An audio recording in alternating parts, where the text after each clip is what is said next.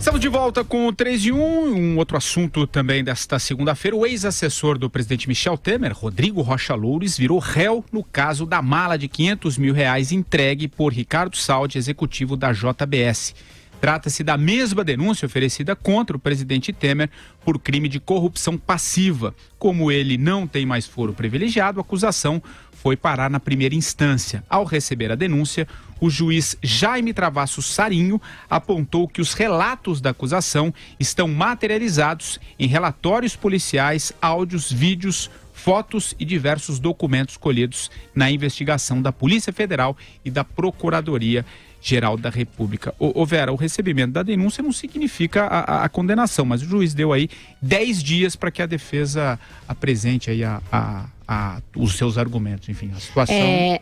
A situação complexa, mas você veja o que essa notícia tem de mais importante, Patrick, é que ela é um emblema da diferença de tramitação de um processo na primeira instância federal e no Supremo Tribunal Federal.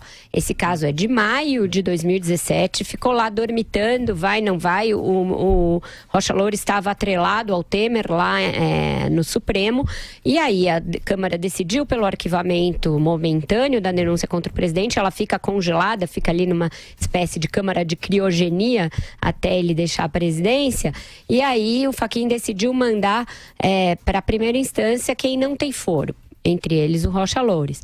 Isso se deu no dia 1º de novembro de 2017, portanto há pouco mais de um mês. Em pouco mais de um mês ele já virou réu na primeira instância. Então, os processos no Supremo precisam andar. Não adianta a gente ficar aqui cobrando outras coisas se os processos não andam. Não adianta esperar nada se os processos não andam.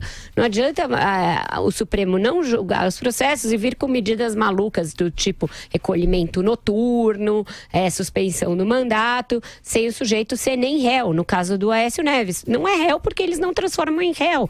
A denúncia já está lá, está apresentada há meses. E é uma denúncia que depende de aprovação só da primeira turma, não é do plenário. Então, não é possível que os casos não avancem. Eu acho que fica muito evidente, é muito gráfica, muito didática esta diferença agora que o Rodrigo Rocha Loures vira réu pouco mais de um mês depois de chegar na mão do juiz de primeira instância. Outra coisa que me chama bastante atenção é que o juiz elencou 12 provas de que ele incorreu em corrupção passiva a partir da entrega da mala, a própria gravação em que ele aparece cobrando medidas no CAD referentes a questões de interesse do grupo JF e outras. Então são 12 evidências, o que contraria aquela fala horrorosa do Segovia quando assumiu a Polícia Federal, de que muitas vezes numa mala não prova nada. Então é uma decisão que tem importância por essas duas questões. Ela deixa muito explícita a demora do Supremo e também mostra o desastre que foi aquela mala, como eu apontei, aquela fala sobre a mala, como eu apontei aqui quando o Fernando Segovia assumiu a PF. Marcelo Madureira. O Supremo não dá continuidade aos processos, Vera, porque ele não quer. Simplesmente isso, porque ele não quer. Não é porque ele não pode, não, ele não quer.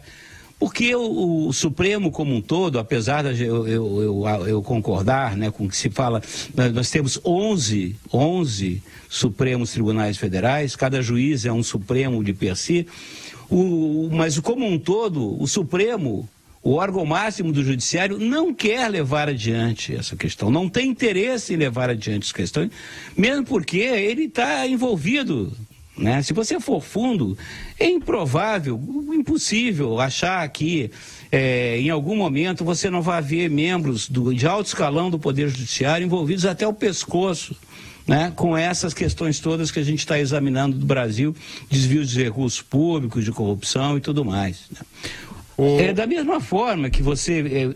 Oi. Não, conclua, alô? Por favor. Da mesma forma... Pois não. Da mesma forma que a gente vê no comportamento do legislativo, que não vota Pelo contrário, deforma o projeto de lei emanado do povo, né, com relação à corrupção. As 10 medidas contra a corrupção estão lá engavetadas, lá apodrecendo no Legislativo.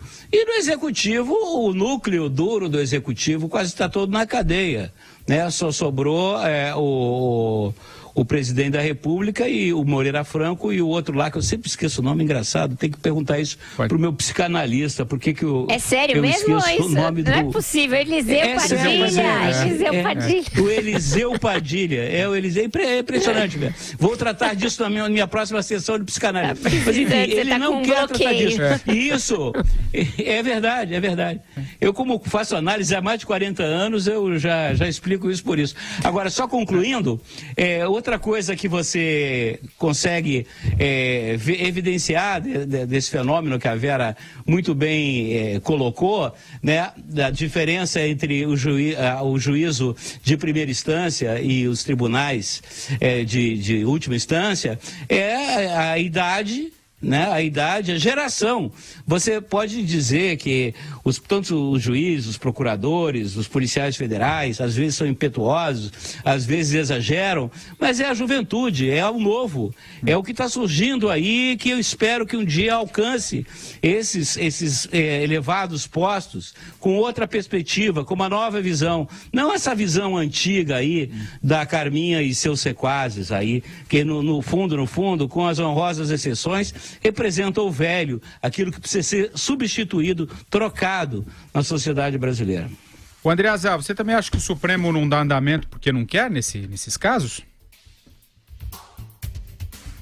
Eu acho que tem um componente político maior, lembrando, no entanto, que essas varas que tem de primeira instância, que tem feito a coisa avançar muito bem, são varas geralmente dedicadas exclusivamente à matéria da Lava Jato. Mas, Patrick Santos, se me permite, tendo os meus colegas já, Vera e Madu, tratado desse assunto à exaustão, eu queria voltar rapidamente, 30 segundos, num ponto ainda da convenção do PSDB, que me parece muito importante e a gente deixou passar, que não tem nada a ver com a reforma da Previdência, ok? Que é o seguinte, o grande erro político da convenção do PSDB, e a gente não falou sobre isso, foi figuras importantes do partido, Fernando Henrique Cardoso, Geraldo Alckmin, terem dito mais uma vez que não gostariam de ver o Lula preso, que preferiam enfrentá-lo nas urnas. A gravidade desse erro político é imenso. Em primeiro lugar, porque faz o jogo do PT. É o discurso do PT. São os elementos para vitimizar o PT, além de desqualificar, diminuir o papel da justiça. Não é questão de querer ou preferir, é a justiça. O Lula já é um condenado, está para ser confirmado em segunda instância. E aí vem o PSDB fazer esse discurso, dá margem, com razão, àqueles que dizem que o PSDB tem interesses da ordem do establishment em salvar a pele do Lula. Porque, como eu já disse aqui, salvar a pele do Lula é salvar a pele de todo mundo. Se o Lula for salvo, salvos serão todos. Se o Lula não for preso, se o Lula não tiver a condenação reforçada em segunda instância ou validada em segunda instância, ninguém mais será condenado nesse país. Essa que é a verdade. Então, é bizarro, é inaceitável, é politicamente estúpido, é para além da burrice essa ideia de que não queremos o Lula preso, queremos vencê-lo na urna. Isso é balela, isso é burrice. Você vê assim também, Vera? A gente não falou do discurso do Fernando Henrique, mas acho que é interessante a gente... Eu acho que eles fazem um cálculo político de que eles não podem demonstrar temor reverencial ao Lula, de que não podem ter um temor de que ele é invencível, e aí porque eles adotam esse discurso. Então, acho que tem essa justificativa, mas eu acho ruim porque eles não ressaltam a necessidade de que alguém que cometeu crimes seja punido e que a impunidade seja combatida. E por que eles fazem isso? Porque tem telhado de vidro. Você veja que antes de aparecer o caso Aécio Neves, era diferente o discurso do PSDB nessa seara. Eles falavam que o Lula tinha que ir para a cadeia. Eu lembro do próprio Aécio falar isso, do próprio Geraldo Alckmin falar isso, do João Dória Júnior falar várias vezes que o Lula era um sentenciado, que ele deveria cumprir a sua pena, e etc, etc. Esse discurso sofreu um ajuste depois que eles passaram a ter um dos seus principais próceres, que é o Aécio Neves, ex-presidenciável tucano, ex-presidente do partido, numa situação de também denunciado pela Lava Jato. Não estou aqui comparando os crimes de um e de outro. O Lula tem 7 processos aos quais ele responde, o Aécio tem menos, porém houve essa inflexão no discurso do PSDB, notadamente por isso, e também com esse cálculo de que eles não podem demonstrar que tem temor de perder para o Lula novamente. Você vê assim também, Madu, para a gente encerrar esse assunto? Não, eu acho que essa tibieza, essas contradições do PSDB, essa de você ser a favor, né, da prisão do Lula e de repente quando descobre o rabo preso do Aécio muda completamente de posição, é que desmoraliza o PSDB junto ao seu eleitorado. Entendeu? É o divisor de águas do que era o PSDB antes, do crédito que ele tinha com a população, com o eleitorado, que tem hoje. É isso.